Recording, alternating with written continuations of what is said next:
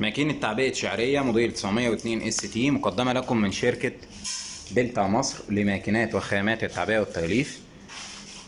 ماكينة سهلة وبسيطة الاستخدام، بتشتغل على كهرباء المنزل العادية 220 فولت. جسم الماكينة بالكامل من ستانلس ستيل.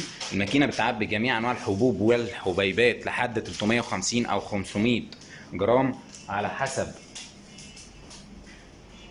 كثافة المنتج. طبعا بنقدم لحضراتكم النهاردة فيديو تجريبي على الماكينة على أكياس صغيرة بالشكل ده. هي بتلحم لحام سنتر سيلينج فوق وتحت وفي الظهر.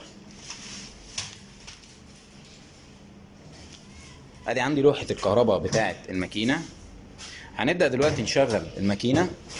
بندوس على زرار ستارت، بعد كده بنشغل الصينية من خلال اليد دي او المقبض ده.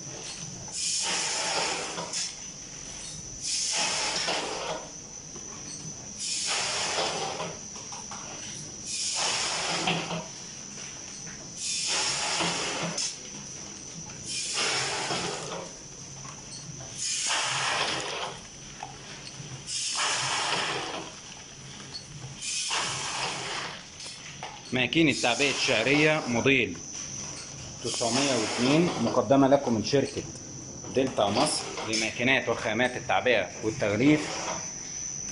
باب الشعرية، شرح حسن مصطفى.